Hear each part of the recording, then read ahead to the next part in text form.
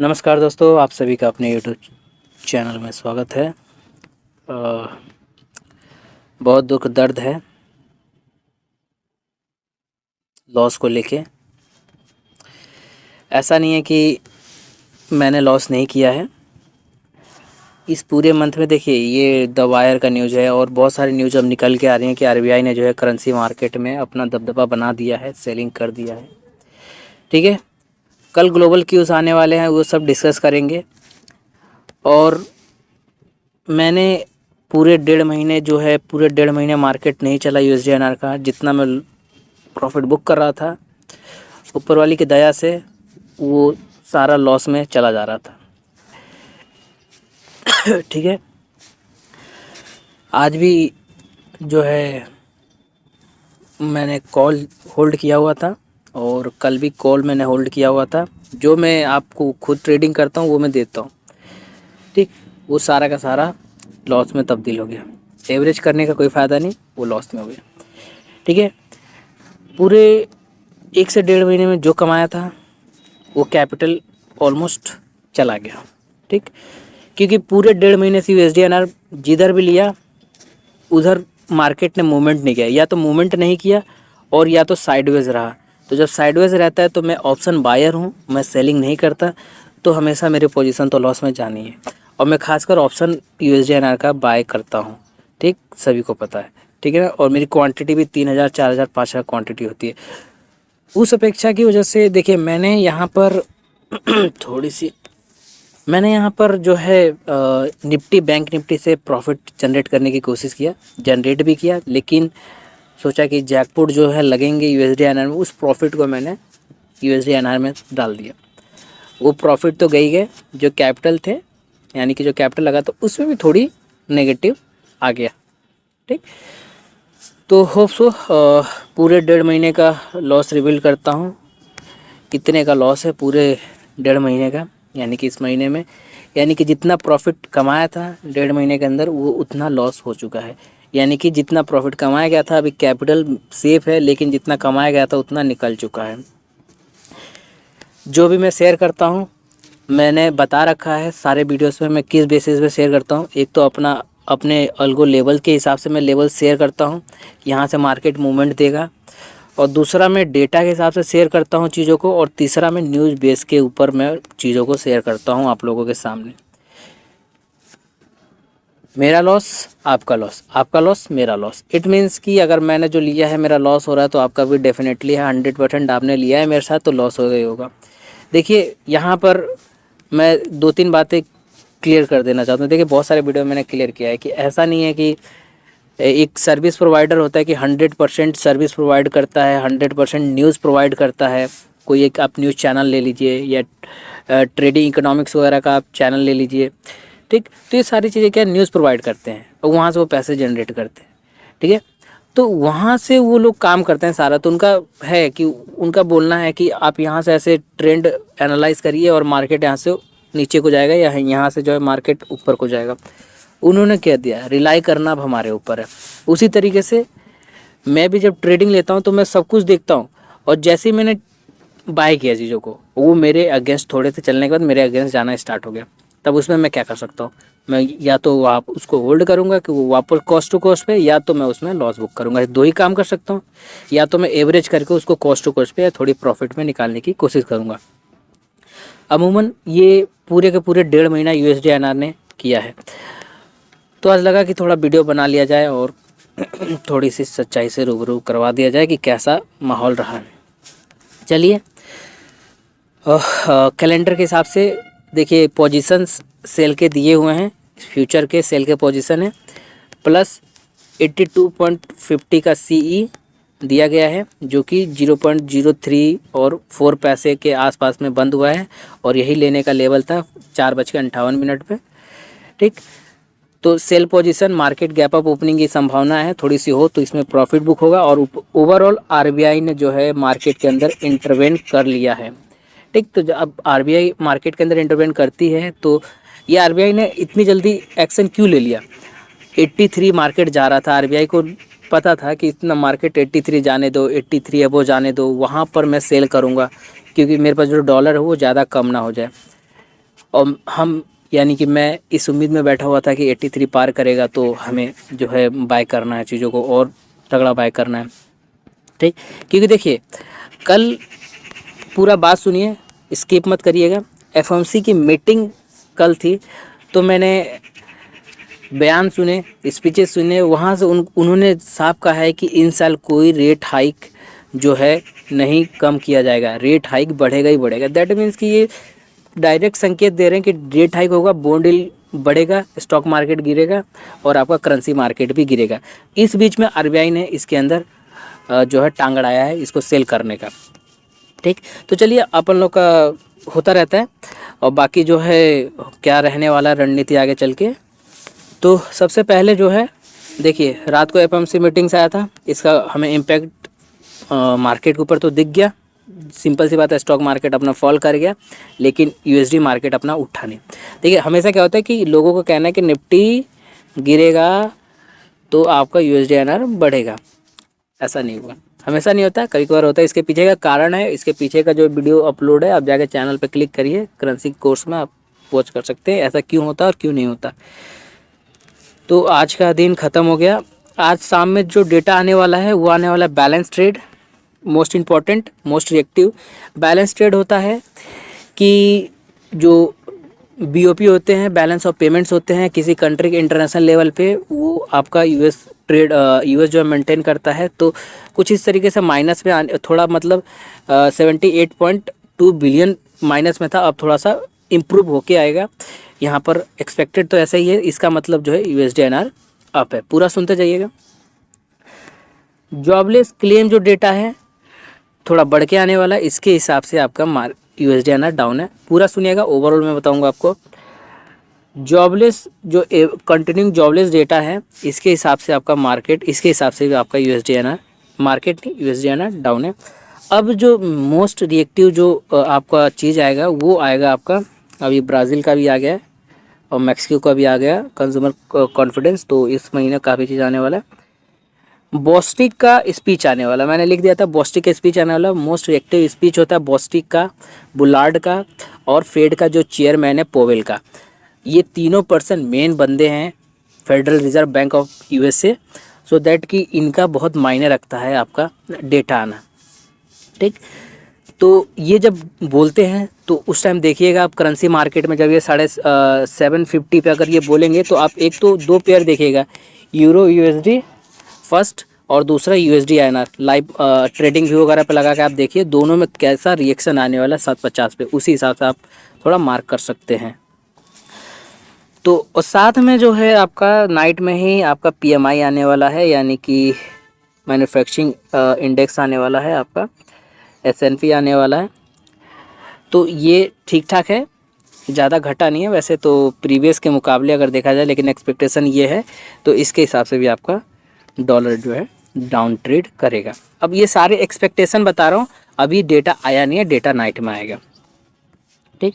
बाकी crude oil down जा रहा है, क्रूड ऑयल उठेगा 2 दिन बाद उठेगा, जैसे ही ये सारे डेटा डाइजेस्ट हो जाएंगे तो क्रूड ऑयल में आप जो है कॉल बाय करके चल सकते हैं एज अ मल्टी ट्रेडर। और फ्राइडे में आप लोगों का कुछ नहीं आने वाला, अमूमन फ्राइडे में इंडिया का फॉरेक्स रिजर्व आने वाला है, तो आपका फॉरेक्स रिजर्व ये था 562 और ये घट के आने वाला, लेकिन एक्सपेक्टेशन नहीं दिया गया। और फ्राइडे में अभी नाइट में आपका पार्टिसिपेंट पे रोल्स वगैरह आने वाला, तो इसको हम डिस्कस नहीं करेंगे अभी, ठीक। तो ये रहा आपका यूएसडी एनआर को लेके, ठीक है। अब जो है आपका जीबीपी एनआर को लेके, ये दोनों ज़्यादा ट्रेड कर रहे हैं। अगर हम जीबीपी एनआर की बात करें तो जीबीपी एनआर जब चार्ट पे जाएंगे तो किस लेवल की बात की गई थी उस लेवल पे हम लोग बात करेंगे। जीबीपी एनआर के लिए अब नाइट में कोई डेटा नहीं है, क्योंकि जीबीपी एनआर नाइट में भी यूके के लोग, ब्रिटेन के लोग सोते हैं हमारी तरह, क्योंकि वो सिर्फ और सिर्फ 5.5 घंटा हम लोग आगे हैं, वो पीछे हैं। 12:30 बजे Halifax house price index, Halifax house price index बोले तो ब्रिटेन का एक, जैसे हमारे यहाँ सीएसओ एनएसओ है, ठीक, जो डेटा जारी करता है, हाउस प्राइस इंडेक्स एनएचबी है, नेशनल हाउस बैंक, इस टाइप के वहाँ पर ये इंडेक्स जारी करता है। तो यहाँ पर बढ़ के आने वाला है, हाउस प्राइस इंडेक्स जो है वो बढ़ के आने वाला है। तो ये थोड़ा बहुत इन्फ्लेशन से भी कोरिलेट करता है। इसका रिएक्शन आपको कल 12:30 12 बजे तक चलेगा। तो यानी कि अभी घबराने की ज़रूरत नहीं है। और 3 बजे इसका पीएम आएगा जीपीएनआर का, जो कि मुझे नहीं लगता कि 3 बजे के बाद कोई रिएक्शन आएगा। यूएसडीएनआर के लिए नेक्स्ट लेवल ये है 82.22 का।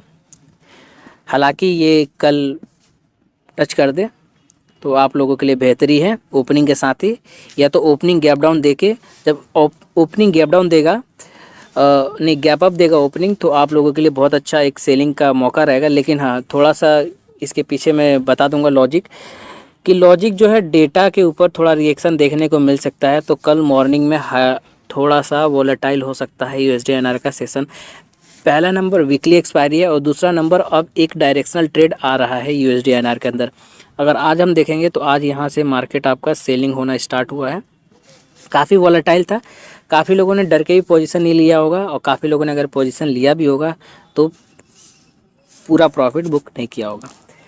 ठीक, तो इसके लिए थोड़ा डेटा के ऊपर रिएक्ट करेगा। और नीचे का जो लेवल है वो 82.22 का है नीचे, जो कि एक सपोर्ट जोन है।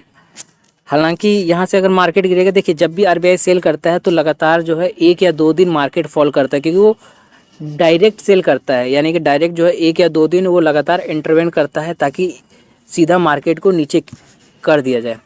ठीक, तो इस चीज़ को वो फ़ायदा उठाएगा। तो 1-2 दिन वो नीचे जब करेगा तो 82.22 या फिर 82 भी आपका लेवल टच कर सकता है।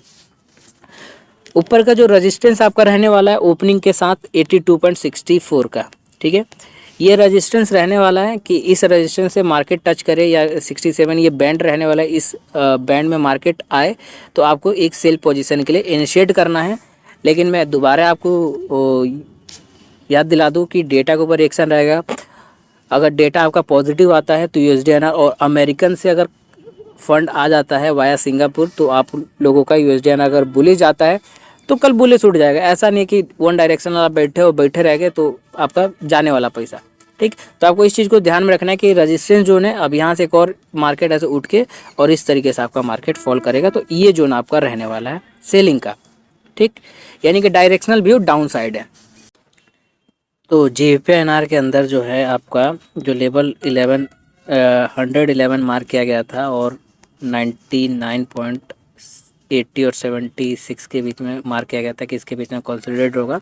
एक दिन कंसोलिडेट हुआ, देन उसके बाद इसके ब्रेक के बाद कहा गया था, और उसी दिन अगले दिन जीपीएनआर ने लेवल तोड़ा 99.06 ब्रेक किया। देन उसके बाद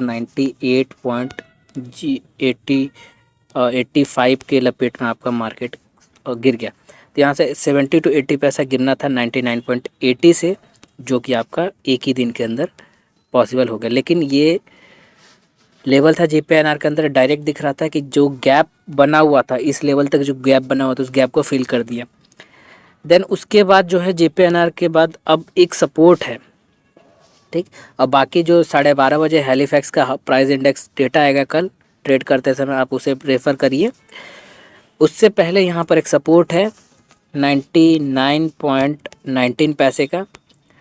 अगर ये कल ब्रेक होता है तो आप ये आपका 98.97 ये आपका लेवल मिलेगा, जहाँ पर एक बाय बनेगा। ठीक है, या फिर यहाँ से मार्केट, अगर ओवरऑल मार्केट की बात करें तो जीपीएनआर अभी दोबारा कंसोलिडेट करे, जब इतना चलता है तो 1-2 दिन फिर दोबारा वेट करता है। तो कल इस वाले लेवल से लेके इस वाले लेवल के बीच में आपका मार्केट रहने वाला है। अगर ये लेवल ब्रेक कर जाए तो फिर दोबारा 98.70 की तरफ मार्केट आपका मूव करेगा, 98.70 पैसा। और अगर ये ब्रेक हो जाए और इसके ऊपर या फिर मार्केट कुछ इस तरीके से सस्टेन कर जाए तो आपका एज अ रजिस्टेंस 99.49, यानी कि कल ऊपर जाने का लेवल है 99.49। इसके ऊपर आपका मार्केट मूव नहीं करेगा। 49 आपका रजिस्टेंस है, ज़्यादा ज़्यादा 1-2 पैसा ऊपर नीचे हो जाए, लेकिन यहाँ पर रजिस्टेंस है। वंस अगेन यहाँ पर सेलिंग का लेवल मिलेगा, लेकिन पोजिशनल नहीं, यहाँ पर आपको इंट्राडे में मिलेगा। तो आपको अगर बाय करना है तो आपका ये टारगेट रहना चाहिए 99.44, 45, 46, इस तरीके से टारगेट 2-4 पैसा ऊपर नीचे हो जाता है। बाकी ट्रेडिंग करते हैं तो लॉस तो होगा ही, और सबसे बढ़िया ट्रेडिंग से क्विक मनी जनरेट करना है तो ट्रेडिंग है, अगर क्विक मनी जनरेट नहीं करना तो इन्वेस्टिंग है। आप कितने भी अगर आप देखेंगे Nifty, bank Nifty, fin Nifty, mid cap, small cap, ठीक है, इन सब में अगर आप देखेंगे तो अगर लॉन्ग टाइम देखेंगे तो कोटक का 29 रुपीज़ का शेयर अभी कोटक का मेरे ख्याल से 1200 1300 कुछ लपेट में चल रहा है। अगर आप देखेंगे 1-2 रुपये का शेयर जो है जब लॉन्च हुआ था वो चीज़, और अब लॉन्ग टाइम अगर आप देखेंगे तो 1000 रुपये पे, 1200 पे, 2000 पे है, ठीक। तो ये चीज़ आपका इन्वेस्टिंग पॉसिबल करेगा, लेकिन इसके अंदर पेशेंस होना चाहिए। ये नहीं कि नीचे मार्केट जाए तो ख़रीदना है, बेचना है इसमें तो है, बेचने का कोई इरादा नहीं है। जब फंडामेंटल आपने एनालिसिस करके चीज़ को अगर आपने उसमें हाथ डाला है तो उसको बेचने का नहीं मांगता, उसको खरीदने का मांगता है। जितना हो सके डाउन जाए खरीदना है, जितना हो सके डाउन जाए खरीदना है, क्योंकि वो जीरो नहीं होगा, क्योंकि वो फंडामेंटल स्ट्रॉन्ग है जिसको आपने बाय किया, फ्यूचरिस्टिक उसका पोजीशन अच्छा है। लेकिन जब ट्रेडिंग की बात आती है तो यहाँ आपको 5 मिनट में भी आपका स्ट्रेटेजी चेंज होगा, 10 मिनट में भी चेंज होगा, और 1 सेकंड में भी हो जाएगा चेंज, ठीक है। तो यहाँ पर देखिए, यहाँ पर ये है कि आप मनी जिस स्पीड से कमाते हैं उस स्पीड से आप लूज़ भी करते हैं।